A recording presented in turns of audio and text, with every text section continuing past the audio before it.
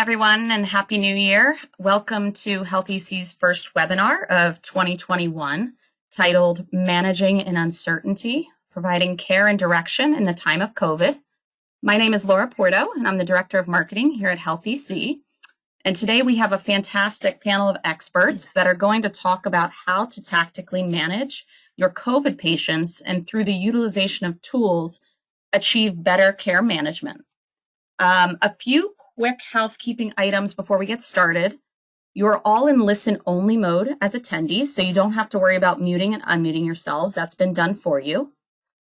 We do want to hear from you as we go through the webinar, and we'll have a Q&A session at the end of the presentation, but please feel free to submit your questions at any time in the questions window of the attendee module.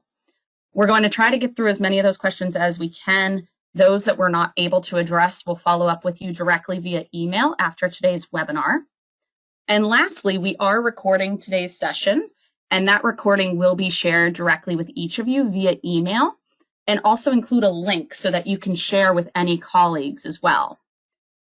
We will be hosting the recording on our events and webinars page of our website at healthec.com in addition to that. So without further ado, our presenters today are Dr. Jennifer Leaf Yeager, Senior Medical Director, Sita Kapoor, Chief Informatics Officer, and Lindsay Lord, SVP Technical Operations, all of HealthEC. And now I will turn it over to Dr. Yeager. Good afternoon, and thank you all for joining us today. One of the biggest challenges healthcare, and indeed any industry, faces is how to anticipate and therefore prepare for how the system and your specific needs will change in the future. Just 1 year ago, COVID stormed the world with almost no warning, and healthcare was furiously building the plane while flying it. However, now a year later, we're in a position to look back on what has evolved and begin to plan vis-a-vis population health management and data analytics for year 2. I'll start off by outlining briefly what the challenge and potential solutions are, and reviewing our risk stratification algorithm, identifying high-risk members, and how population health management, specifically the HealthEC solution, addresses COVID-related objectives and deliverables. Sita Kapoor will discuss our predictive analytics functionality and capabilities, and Lindsay Lord will follow up with HealthEC's care management strategy and implementation in much more detail. And of course, as Laura mentioned, we'll leave plenty of time at the end for questions. So 14 years ago, the National Academy of Sciences published a book entitled Successful Response Starts with a Map, Improving Geospatial Support for Disaster Management. It was in 2007. It stated, quote, in this era of heightened requirements for prompt and effective response, rapid access to disparate geospatial information sources is essential. Well, that's even more true today. The emergency management community, which includes state HHS agencies, public health departments, healthcare organizations, and payers, relies heavily on the ability to discover and use accurate real-time information in order to respond to disasters and other emergency events. The challenge is that the necessary data are scattered among these numerous agencies, often with proprietary system requirements. There are many impediments to rapid access. The skilled personnel needed to work with data and tools are often not available or in sufficient quantity, and the technological environment is changing constantly, causing endless confusion. One of the greatest challenges, specifically the ingestion and aggregation of data that exist in different settings, different systems, and different formats, has been addressed by HealthEC.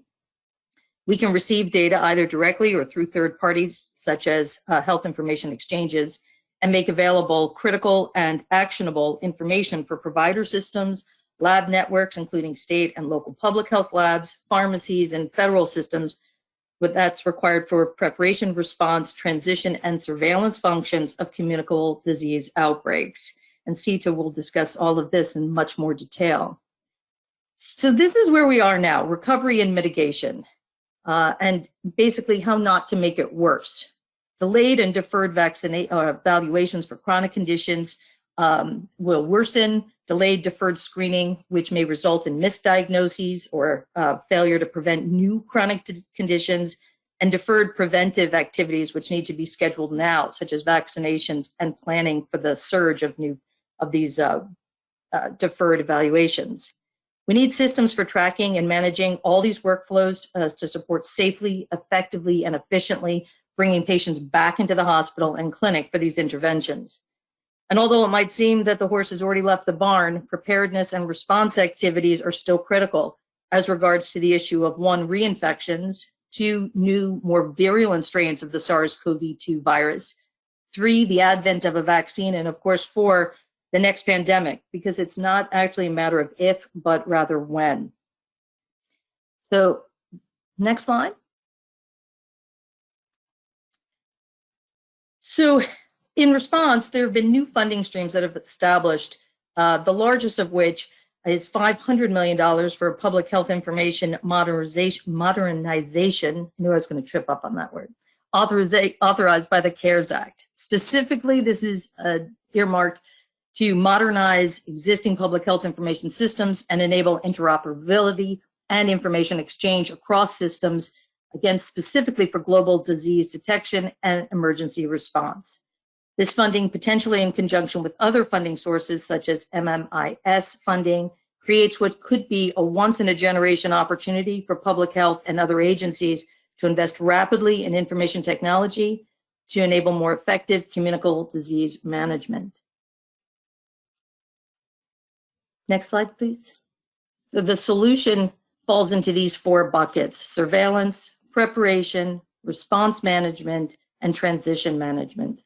Surveillance capabilities include early warning capabilities made possible by more robust contact tracing functionality, the evolution of internet-enabled devices such as thermometers and remote monitoring systems, and more timely access to data as enabled by HIEs and other systems. Preparation capabilities include risk stratification and predictive modeling that supports smart redeployment of certain resources and assets, outreach to certain populations, and proactive establishment of programs aimed at ameliorating the impact of outbreaks on the whole person. This includes prevention of unwanted outcomes, such as the rise of domestic violence and food insecurity. Response management capabilities, such as more robust real-time adaptive modeling that can drive resource allocation and deployment, and more data-driven evaluation of the effectiveness of certain spread, prevention, and control measures, clinical interventions and care management protocols, and human services programs. And lastly, transition management capabilities. These would include modeling that would enable a state or locality to confidentially relax the prevention and control measures. The importance of surveillance data cannot be overstated and is in fact necessary at all stages of managing a response. Optimal surveillance requires collecting data on testing, both positive and negative results, the cases, which would include both a laboratory defined, meaning a positive result, as well as clinical case definitions, which is used throughout local and federal public health initiatives such as CDC, and deaths, of course, both confirmed and then those probable. Denominator data is critically important for determining prevalence rates and in calculating both the attack rates among high-risk groups and identifying health disparities. And this is contributed through the collection of data, clinical laboratory claims, all of which have to be linked with demographic and SDOH or social determinant of health data elements. And from that, we're including both comorbidities. We all recognize the risk of high-risk individuals associated with certain comorbidities, vaccination history, and that would include, for instance, flu vaccine, as well as the new COVID vaccine, and whether they're on certain medications, including immunosuppressives. Age, gender, race and ethnicity, and various other SDOH details fall into this. And then the geospatial data that I had mentioned earlier, which is necessary at all levels, including overlaying providers, practices, pharmacies, as well as the general population, the high-risk population. And on top of that, you can then layer your positive results. And eventually these data must all be linked with utilization and service data to understand response, treatment, identify gaps in care, and measure outcomes. So this slide gives an overview of the components of HealthEC's population health management platform that include our data analytic and our care management capabilities as they pertain to COVID. Sita Kapoor will discuss, as I mentioned, the business intelligence analytics, and Lindsay Lord will go into more detail on care management aspects later on. HealthEC's analytics and care management functionalities are entwined and support one another. As discussed in the previous slide, this will include risk stratification, identifying those patients at highest risk of severe outcomes if infected with COVID. And for our oncology patients, we were able to identify patients within the top 10% and even the highest 1% of risk, enabling efficient and effective care management. COVID assessments support our surveillance activities, which in turn inform directed, safe telehealth. So these capabilities are also used to support operations. And here the slide lists all of them, but just highlighting a few would be claims processing, utilization management, and quality management. So how can HealthEC help? Specifically, we are able to pull in data from the demographics, claims, labs, pharmacy, as well as admission and discharges, and aggregate this into our universal data warehouse with decision support systems built in, and this allows for statewide risk stratification and tracking beyond what we can produce for a single healthcare system or a smaller locality.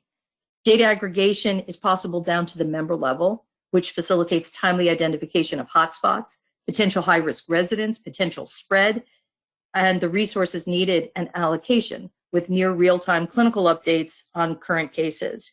So by collecting and analyzing these data in real time, we actually can contribute to identifying the leading edge within the spread by layering daily the new positive cases on top of our high-risk cases. City, county, and state jurisdictions can then closely monitor high-risk and COVID-19 positive patients and track this spread. HealthEC is able to convert personal health information data into de-identified data, which addresses HIPAA security and portability concerns. So this slide goes into a little bit more detail on our stratification, or risk stratification for COVID-19. And this was based on updated guidelines from CDC and WHO, the published research, and our vast data analytics capacity, and as well as reaching out to other folks in other countries who were seeing things at different states within the outbreak, the pandemic.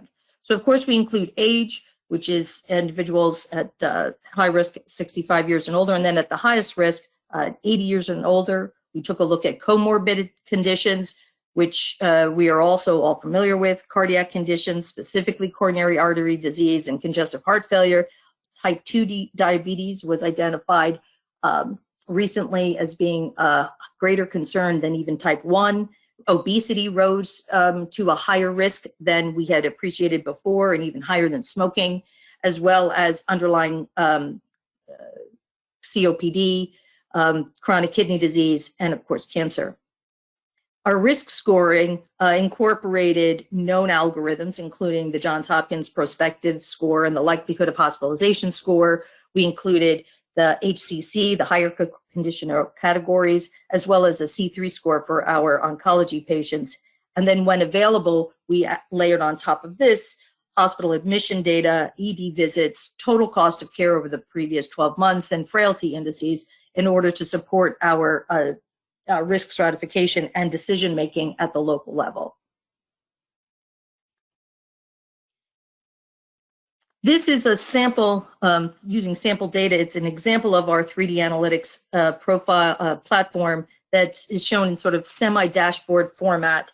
This is just a small sample of the type of data that would be easily visualized and tracked and easily acted upon, set up in this way.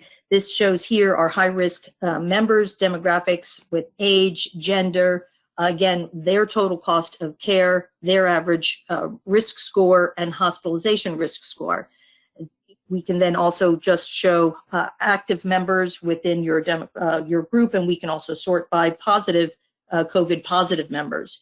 You can see on the upper right-hand corner, you can take a look at hospitals by location, if this is a larger system, and taking a look at the at a county level or even across your state. And then, of course, you can even take a look at provider details, who's seeing the most patients and where, and again, looking at outcomes that can help you to establish routine guidelines or recommendations for addressing patient care.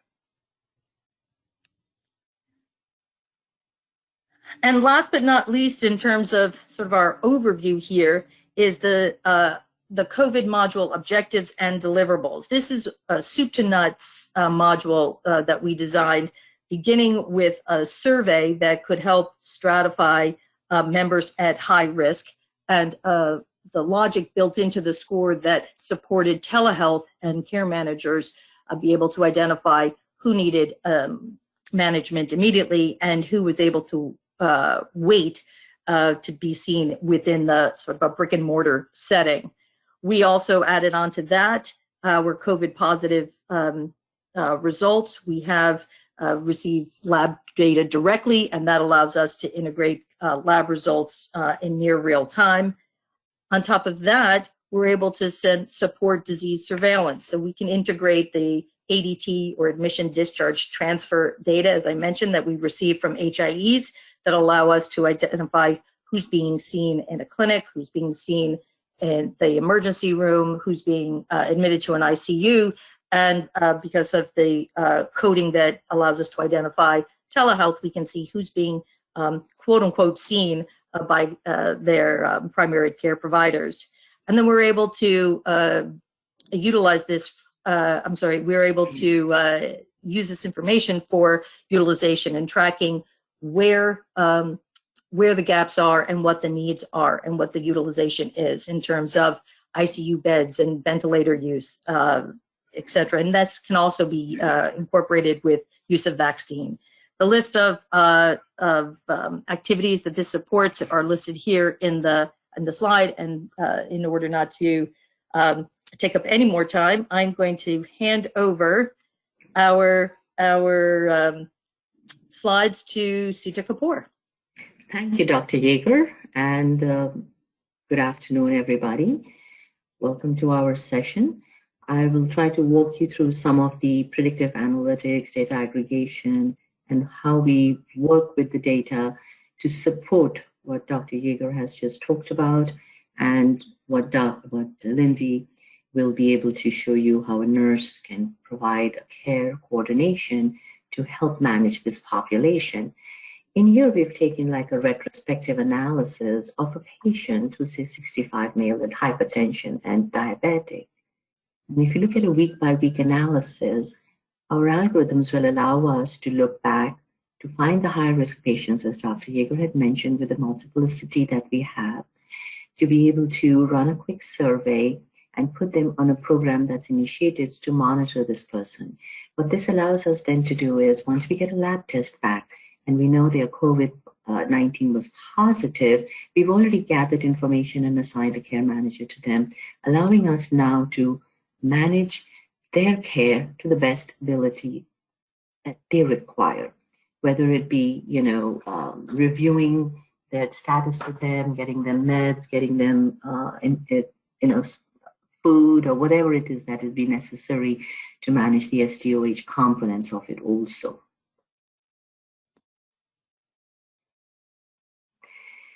Now I'll do a deep dive into a technology piece, and any technologists out there are welcome, and those that are not, I'll try to make it as easy as possible.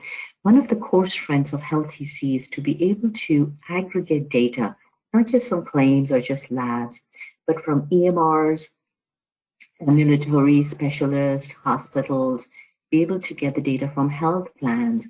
That could be the beneficiary data, their claims data, could be from CMS or from a commercial or a Medicare plan or a Medicaid plan.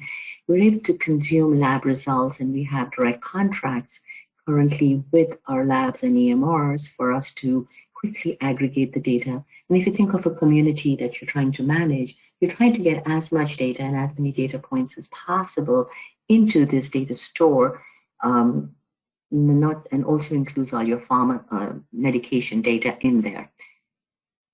The most important thing that we are able to do is truly be able to apply data cleansing, transformation, exploration, and we have our own robust built-in enterprise master patient index, which then allows us to aggregate all the different IDs and create a health record key for this particular person.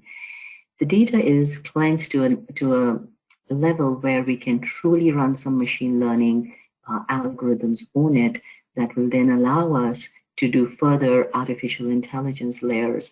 And the model, we continue to validate and perform more evaluations to revisit it. As we all know, this is something that came up our way, and the validation of it with our stakeholders were very important in here.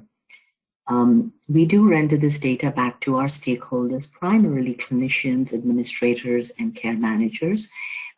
We validated it by giving a list to our clients, stakeholders, and got some great feedback and saying, wow, you were able to find the highest risk patients that we need to outreach. And some people may give you like 10,000, but how do you find the 300 per day or the 500 per day based on the capacity of that particular client for them to do the outreach? So our algorithm helps them categorize them from 1 onwards. So you start at the top, those are the highest risk, and then carry on from there on.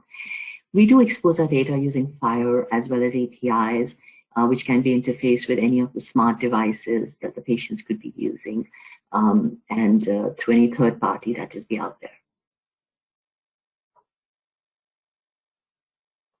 This is a more deep dive into a model prediction. Again, in this model, if you go from the left to the right, we are really starting to interpret the manner in which the user's cognitive knowledge and expertise is.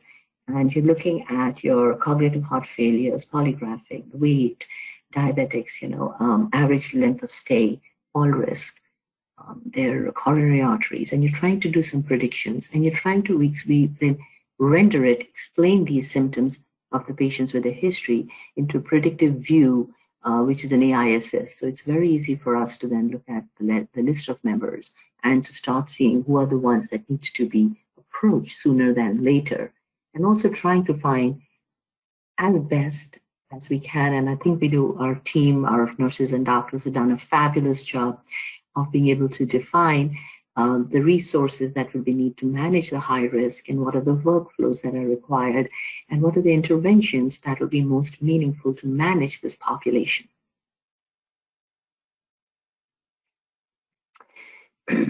Coming back to what Dr. Yeager was trying to explain, a lot of people out there will have one of these data sources and are starting to say, well, we can do this.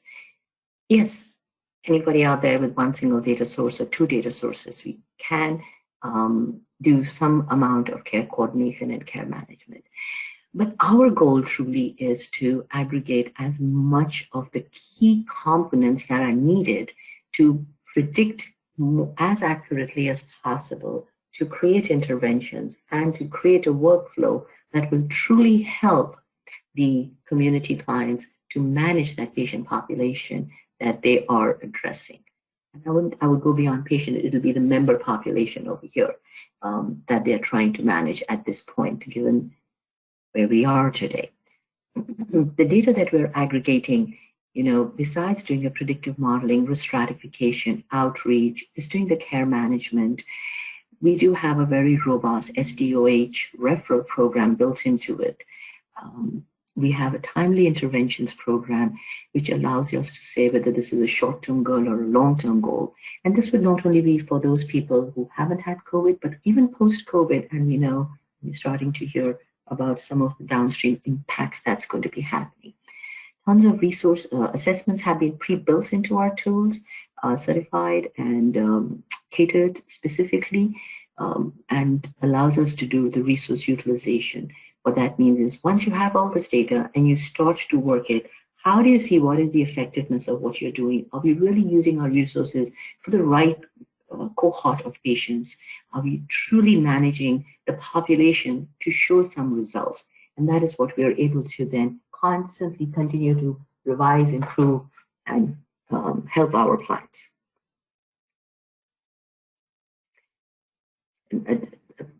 One of our core strengths is a rapid implementation.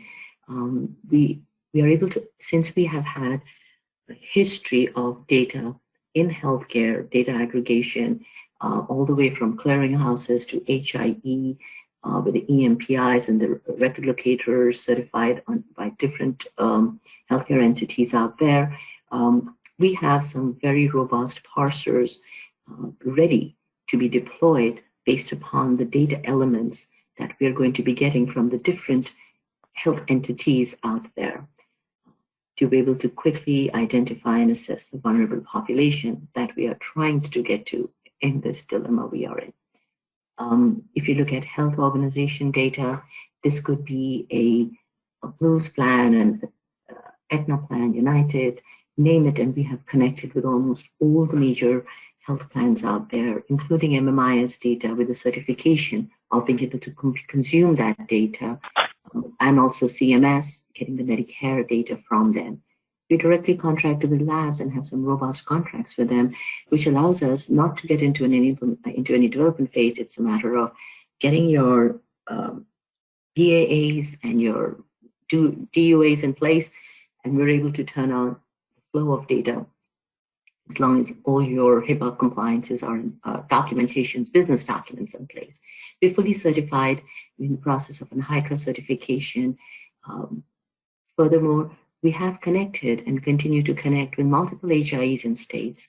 Having done that, the development work one time many years ago, we are now able to turn on and get more information based upon the communities we need to start serving. So the same data that we have scrubbed, normalized, we are able to render it into a universal data warehouse, run some machine learning and artificial intelligence, and deploy it into the two products that are primary facing the clients, which is the analytic product and the Care Connect, which Lindsay will talk some more to. Geomaps have been enabled in our product to allow us to quickly identify high-risk stratified people, people COVID tested, and try to do a correlation of where are the red dots becoming stronger and we don't have enough green, which means we don't have enough hospitals or providers. So leading into what we would call the disease surveillance and prospective utilization.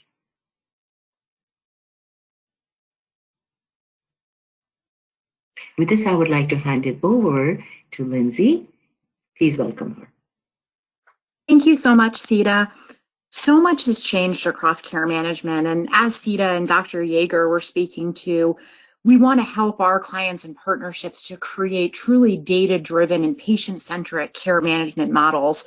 And as you think about this in the care management industry and how much has changed, it's the patients that we're managing have changed, what we're managing, and how we manage patients and how we look at populations has been permanently changed as a result of the COVID-19 pandemic.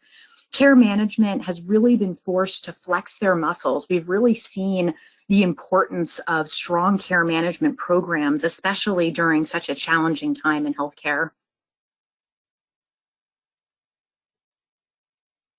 And it's become essential for employers to begin screening and actually care managing, so to speak, their entire workforce. This is to keep both patients and staff safe. Employers are beginning to engage and work with their staff to screen them for signs and symptoms of COVID prior to them reporting to work. And we can then ingest that information and apply data models to it to identify risk, as well as predict outcomes and anticipate needs for the population. And this helps to streamline an otherwise very manual workflow, but also more importantly, helps to ensure that patients and the staff all remain safe while they're caring for patients. And likewise, it's become more and more imperative to engage closely across entire populations. Everyone is vulnerable during this pandemic due to social isolation, various social determinants. Everyone is having trouble accessing our care system and understanding when to get care, where to go, and how to navigate during these times that truly are unprecedented. Chronically ill patients are certainly at an increased risk, both for COVID as well as managing their ongoing chronic conditions. But nobody is immune right now, and everybody needs to have touch points with their providers and understand how and when to seek care. And providers really need a simple and multimodal approach to engaging their populations. What works for one patient might not work for another.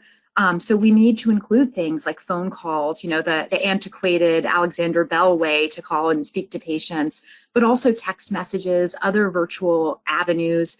And we need to have the ability to check on patients, meet them where they're at in that communication, but as well as completing screenings, getting information on patients if they're coming into the hospital to receive care, and to direct the appropriate care moving forward.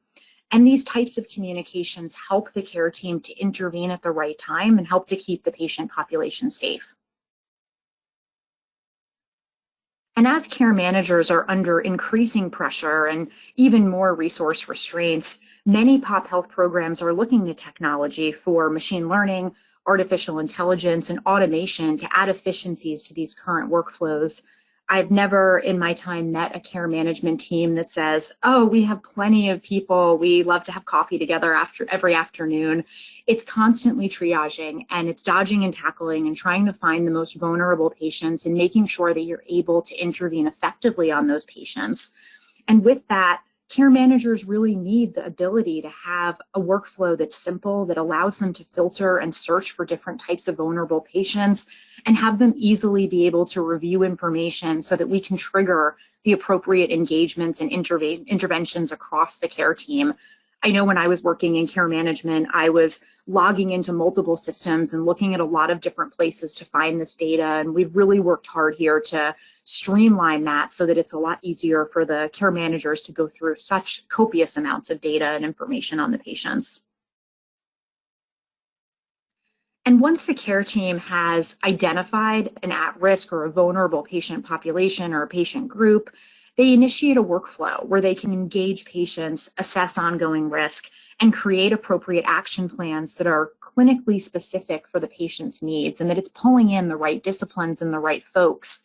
And then adding demographic and cost data allows for a more precise care planning to promote optimal patient outcomes and guide the team for the right next steps based on moving targets and incoming data from various different sources, where technology allows us to weigh each of these data points and consider them when creating and prompting the next step around that patient-centric care plan. And we've created the patient-level COVID risk score, and this helps to drive priority as well as the intensity of engagement. Care management workflows need to ensure that patients receive necessary support and education to manage active or potential COVID-19 symptoms. And understanding their risk level and the right care for them is really key to success in this area, especially with so many patients having questions or needing care.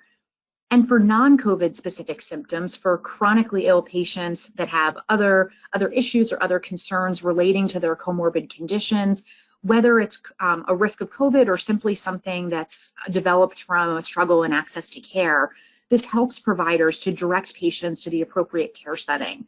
They may be at home, and it may simply be a matter of additional education, some telephonic support from the care team. They may require a telehealth visit that the team could help coordinate at the right time through prompts in the system. And it may be directing patients to urgent care, or in some cases, the emergency room or the hospital. But collectively, taking all of this data and synthesizing it allows providers to manage their capacity, ensure that the patients are safely cared for when and how it's most appropriate for their current state, both clinically what's happening with them as well as what's available to them and what are the risks and benefits of receiving care at different settings. And with such a high volume of patients to manage, care managers really need that ability, as I mentioned earlier a little bit, to aggregate all of these upcoming tasks, interventions, and patient needs in one place. Previously, I would look at multiple systems. I'd have spreadsheets, Post-it notes, you name it, to try to track down all of these things on vulnerable patients. I actually, in the beginning of the COVID pandemic, was working with a hospital, and this probably won't shock many folks out there. The emergency room had a clipboard, and they were literally just putting the patient labels on this clipboard, and then someone would go back and aggregate it all to know those were patients that they were presumed to have COVID and needed some type of follow-up after they left the emergency room. But I think of that kind of grassroots nursing, organization on how we're tracking those patients. And you think about all of the inherent inefficiencies with a process like that, and how having something like this screen where you can pull it all into one place, those patients who had certain lab values drawn or who you need to follow up with, and it allows you to really manage your day. Here at HealthEC, we've worked really hard to just make sure all of this information is collected in a simple screen that allows a care manager to know what actions need to be taken, plan for their day, and communicate best amongst the care team. Social determinants of health have become increasingly significant during the COVID-19 pandemic. Any healthcare worker can probably tell you that this has always been what I might call maybe an underrated or possibly just underappreciated piece of the medical and social history for the patient. When I worked in case management in the hospital, we were all very well aware of different social determinants and barriers, but it was so difficult to codify them and to communicate that to the care team and have that line up with the way fee-for-service reimbursement worked and the way that our health system managed patients. But we all see the tremendous significance of each of these pieces. And then when you think about the social isolation, the job and financial security, lots of the things that Dr. Yeager went into, the mental health issues, all of these pieces that have skyrocketed during COVID-19, and we see the dramatic impact that this can have on patient outcomes. And it's finally brought to light and elevated the need for providers to capture and do their best to take action on these social and environmental challenges that our patients in the community are experiencing every day. I really love the quote on the bottom right side of the screen. We recognize that social determinants of health are responsible for about 80% of health outcomes. And while we can't fix them all, we can do our part. We all, across healthcare, we all need to collaborate across providers, across care settings, across organizations. We need to work to capture and share this information to allow each care team member to best meet the needs of each patient, to meet them where they're at that individual time and what their clinical and social symptoms have, and be able to help best mitigate these risks. We can incorporate things like the Prepare survey or other tools that folks are using out in the field to capture pieces of this information and then complement it with additional data sets and other information that we have to ensure that needs are appropriately identified, communicated, and that we can prompt the best actions and interventions to intervene in the way that best meets the patient's needs. As Sita and Dr. Yeager have touched on, we can also really boil this data down to a really granular level and allow us to do things such as this geomapping and provide greater insight to practices and providers on vulnerable pockets, vulnerable areas. So as they create population health plans and community health plans, they have this added level of detail to consider in their process. So how does this all happen?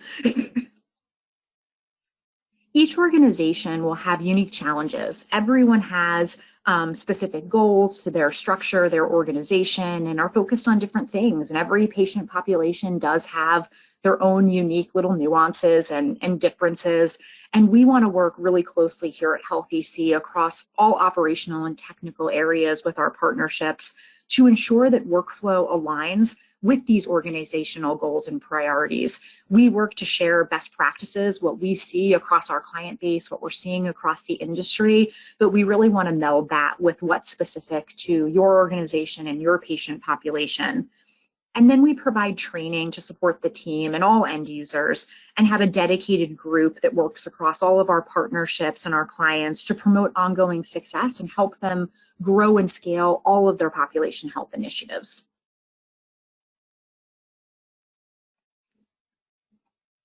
We found that each of these steps helps to best set us and our clients up for success. And we start that by planning with your team, by identifying those stakeholders and confirming what their individual goals are, what the organizational goals are, and what are the priorities. And then we collaborate with the team to create workflows and design a workflow that meets all of the program requirements, aligns with industry standards, and works to establish necessary data exchanges and ensure that everything's flowing back and forth as it should be. And then we jump in and really pressure test that system while we're training all of your users. And then we get everyone up and running on the platform. So our goal here is really, as I said, to help you scale and optimize these programs. And we want to see great outcomes for your patients, and we want to see great outcomes across all population health programs. So thank you so much. I believe that I'll be passing this back over to Laura, and we'll be opening up the floor to any questions. I think a few have come in while we've been talking. So thank you so much for joining us today. And I speak for the whole team, I believe. If anyone has additional questions that are specific to your organization, we'd love to set up some time with you offline and continue to explore that as well. Thank you so much. Thank you, Lindsay, Sita, and Dr. Yeager. Yes, we did have a couple questions come in, and just a reminder to please submit your questions through the questions module over there on the right-hand side. All right, first question, and Dr. Yeager, I'll send this one to you. How can you best manage social determinants of health data?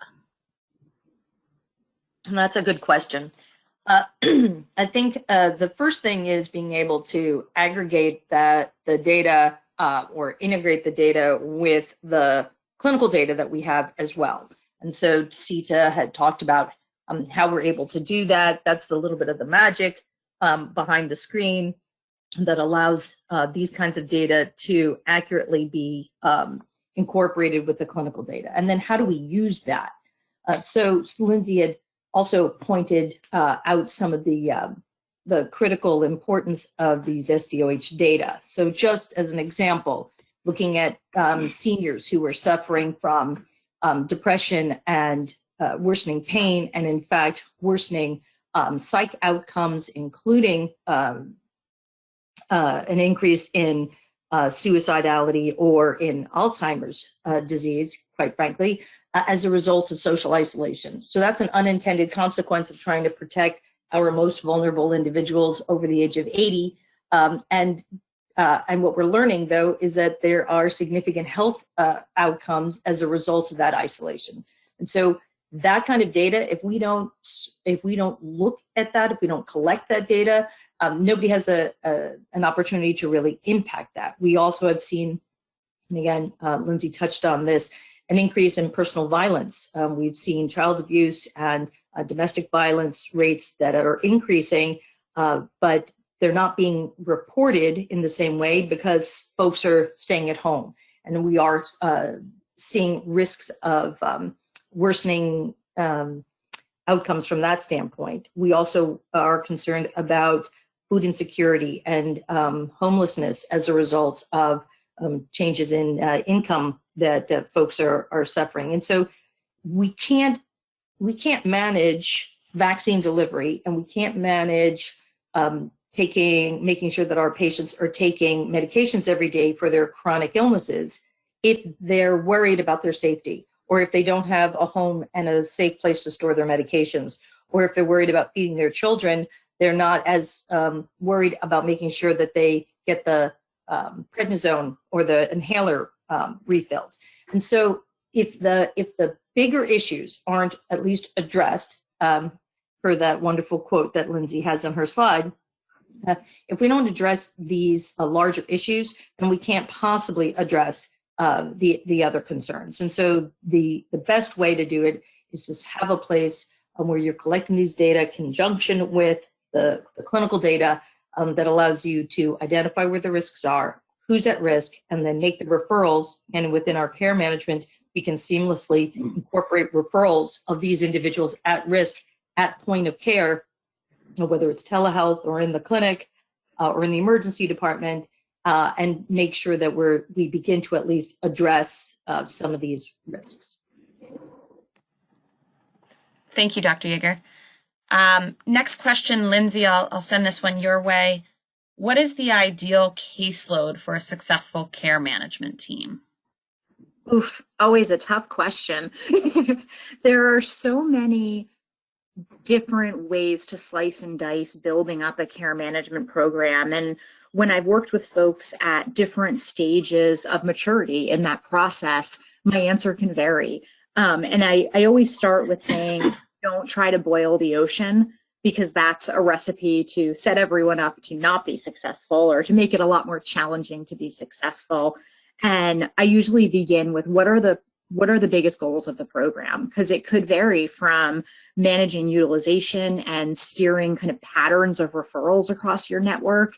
And it could be around specific disease processes or patient clinical groups. And what are the biggest goals for your institution? And then sort of work backwards and think about what are the challenges within those groups? What are you trying to mitigate and what are you trying to solve for? And then ensure that those panels have a mix of risk and a mix of need for intervention so that it's manageable for a care manager to log in and be able to easily triage and plan for their day. So I don't think that there's a magic number, but I oftentimes will tell folks to try to start small and ensure that their highest priority goals can be met and then begin to expand it, pull in more technology, more data, more automation, and that allows you to then scale to a broader group. Thank you, Lindsay. Let's see. Sita, I'll direct this next question your way. What are the preferred risk stratification algorithms? Very good question. It has been a challenge in our industry for the longest time to clearly articulate and to find the best methodology to identify the risk for a particular patient. And I'll take it away from the word patient to say risk of a member. What we mean by that is how do you determine what risk number score are you going to give? In the past, we had the Actuarian reports, we had companies like Verisk and Milliman, Optum, who were the more traditional, doing risk more at the beneficiary plan level to be able to determine what your member fees are going to be. As we moved along the curve in our industry, the realization came that if you want to do care coordination or you want to truly start to define the risks, the HCC scores from CMS became a very popular way of identifying risks. Then we have Johns Hopkins, with the predictive risks that they started developing about, I would say, over 10 years or maybe longer, but made it more public and available to population health vendors like ourselves. So Johns Hopkins, HCC, some of the other ones I just mentioned are the more traditional methodologies for risk stratification at what I would always call the person level. And I used a new word today, right? We always use subscriber, member, patient, and I put a person level because, you could be a person that has a risk. And the first prime example I can point out over here is a COVID person. They are a person, and we need to identify a risk for this person who may or may not have we may or may not have all the data for them. So you can define the risk at a person level. And then how do you define a risk at what people refer to at a disease level or a program level? Because it is very important for us to say if a person has hypertension, asthma, and COPD, which is the higher risk that needs to be managed better, so Lindsay's team can actually focus the right care interventions and the care plan to be able to address the highest risk within that person. So, sorry, long way of saying this. Another example I would give you is if you look at the cancer patient, pretty much published and talked about in our industry has been your C3, the Charleston comorbidity, the ECI, risk scores. So, and as we start to get towards the world of machine learning and artificial intelligence, there will be a lot more data and as we gather more data, we will be able to churn through this and improve that risk score. For example, we recently had a CMS AI challenge where they gave data to about 200 plus clients, and we were one of them. And out of the 200, the top 20, we made it to that stage. And we're very proud about that, only because here you were trying to predict the risk of readmission, unplanned admission to a hospital. So when I hear the word risk, in general, we mean the risk of the person who's a member, a subscriber, or a patient. But as we start to drill further into the word risk, it could be at a disease level, at an event level, at a particular specialty level also. Thank you.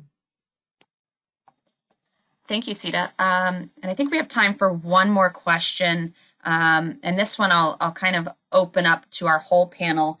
But have you implemented this with clients and have you seen success is the first part. The second part is a little more specific in, have we helped any specific clients during COVID manage their populations? And so I'll open that up to the whole panel, whoever would like to go first. Yeah, I'll start and then bunch it off to Dr. Yeager. Absolutely. One of the things that our team of doctors and nurses and technologists and business users came together in February, March, when COVID started to becoming prevalent as a pandemic, is literally huddle. How do we define the risk of COVID? And I'll have Dr. Yeager give us a little bit more insight into that. And we took all our clients, because we already had their data, the multiplicity of the data, we could apply it to that data set and give them their panel with the risk scores in it to help them with the care coordination that they needed to do and do outreach to these. Multiple clients of HealthEC were provided, actually all our clients were provided this list, and I would say about 80% of them did use it. Some of them documenting it within our Care Connect program that Lindsay talked about. Some of them just not having enough of that bandwidth and going for the calls and getting the assessments done. The feedback we got from most of our clients was they were just actually, Dr. Yeager, you can say, blown away by the list and how accurate it was. Yeah. Yeah, go ahead, Doc. Oh, sure. So as an example, just to give you some numbers, one of our clients is a multi-state oncology specialty provider. They're in 3 different states. They've got more than 20 different practices and almost 900,000 patients total. And they all have cancer. And they cannot possibly reach 900,000 individuals all at once. And so how to risk stratify? The slide that demonstrated the factors that we incorporated, including, as Sita said, some of the industry standards, the Johns Hopkins, as well as the C3 score, and then taking a look at comorbidities, their risk, at their risk of spend, etc. We were able to isolate 8,800 of their top, so about 10% of their population that were at high risk for bad outcomes should they become infected. So the prime individuals that need to have care coordination right away. And they said to us, okay, and among those, how do we stratify? And so we hunkered down together, as Sita said, this great team, and we identified 645 patients, so just under 1% of their total population that needed to be reached this week.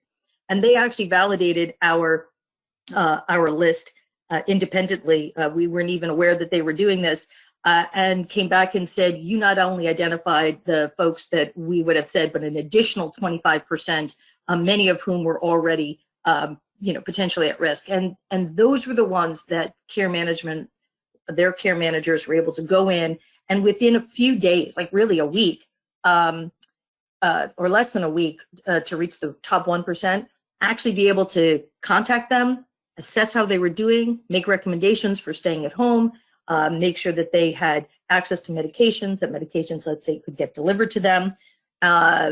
They were set for social support, they were set for food, they were set for following up any kind of oncology screening services that they needed, and either deferred or brought into brick and mortar settings in a safe way.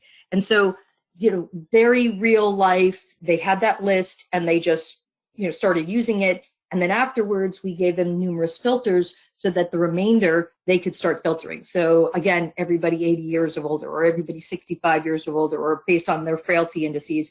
And so they were able to tackle care management and ensure the safety and the well-being of their individuals. So again, we meaning that the country, were being informed, don't go to the hospital unless you are suffering an emergency.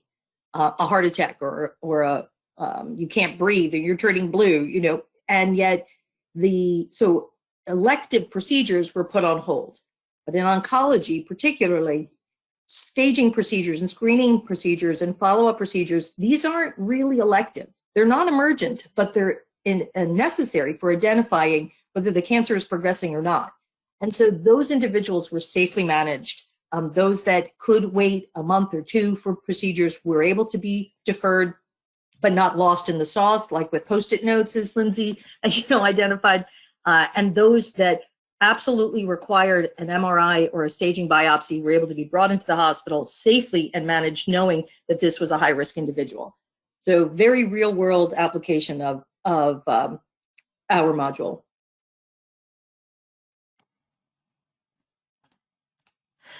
Thank you, Dr. Yeager and Sita. Unfortunately, that is all the time that we have today for questions. If you did submit a question, it was not answered during the Q&A session, we'll be more than happy to follow up with you via email afterwards. On the screen here, if you do have any specific questions for our presenters today or are interested in learning more about HealthEC, please feel free to reach out to them directly. We've included their contact information here on the screen. And just a thank you to all of you for attending today. I know your time is very valuable. We hope you found the presentation helpful and relevant and look forward to connecting with you. Thank you.